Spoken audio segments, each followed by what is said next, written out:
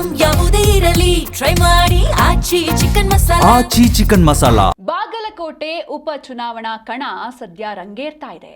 ಬಾಗಲಕೋಟೆ ಮಾಜಿ ಶಾಸಕ ವೀರಣ್ಣ ಚರಂತಿಮಠ ಅವರಿಗೆ ನಿರೀಕ್ಷೆಯಂತೆ ಬಿಜೆಪಿ ಟಿಕೆಟ್ ನೀಡಲಾಗಿದೆ.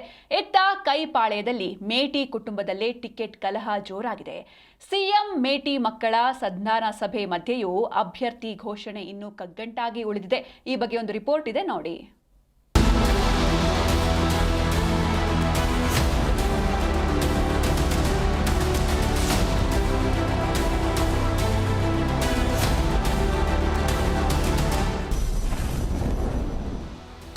ನಾಡಲ್ಲಿ ಕಾವೇರ್ತಾ ಇದೆ ಉಪಚುನಾವಣಾ ಕದನ. ಬಿಜೆಪಿ ಟಿಕೆಟ್ ಘೋಷಣೆ, ಕೈ ಮನೆಯಲ್ಲಿ ಕಗ್ಗಂಟು. ರಾಜ್ಯದ ಜನರ ಚಿತ್ತ ಉಪಚುನಾವಣೆಯತ್ತ ನೆಟ್ಟಿದೆ.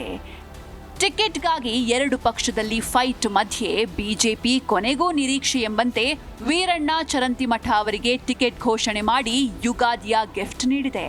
ಆದರೆ ಕೈಪಾಳ್ಯದಲ್ಲಿ ಟಿಕೆಟ್ ಗೊಂದಲ ಇನ್ನೂ ಬಗೆಹರಿದಿಲ್ಲ.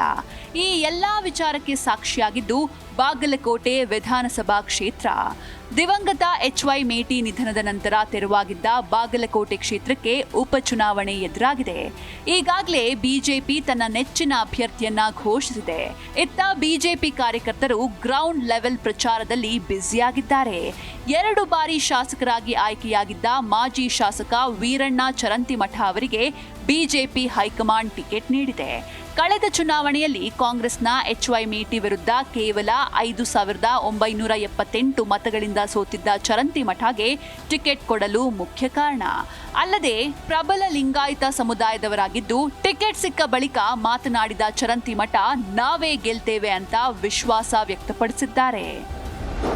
ಟಿಕೆಟ್ ಘೋಷಣೆ ಮಾಡಿದ್ದಕ್ಕಾಗಿ ನಮ್ಮ ರಾಷ್ಟ್ರೀಯ ನಾಯಕರಿಗೂ ರಾಜ್ಯದ ನಾಯಕರಿಗೂ ಕೂಡ ಅಭಿನಂದನೆಗಳನ್ನು ಸಲ್ಲಿಸೋದಕ್ಕೆ ಬಯಸ್ತೇನೆ. 23ನೇ ತಾರೀಕು ಸೋಮವಾರ ದಿನ ಇನ್ನು ಈ ಟಿಕೆಟ್ ಅನೌನ್ಸ್ ಆಗಿರೋದ್ರಿಂದ ಗೋವಿಂದ ಕಾರಜೋಳ ಅವರು ಮತ್ತು ನಮ್ಮ ಜಿಲ್ಲೆಯ ಎಲ್ಲ ಶಾಸಕರು, ಹಿಂದಿನ ಶಾಸಕರುಗಳೆಲ್ಲ ಇರ್ತಾರೆ. ರಾಜ್ಯದಿಂದ ಯಾರು ಬರ್ತಾರೆ ಅನ್ನುವಂಥದ್ದು ಇನ್ನೂ ಗೊತ್ತಾಗಿಲ್ಲ. ಇನ್ಮೇಲೆ ಗೊತ್ತಾಗುತ್ತೆ, ಯಾರು ಬಂದೇ ಬರ್ತಾರೆ, ಯಾರಾದ್ರೂ ಬರ್ತಾರೆ.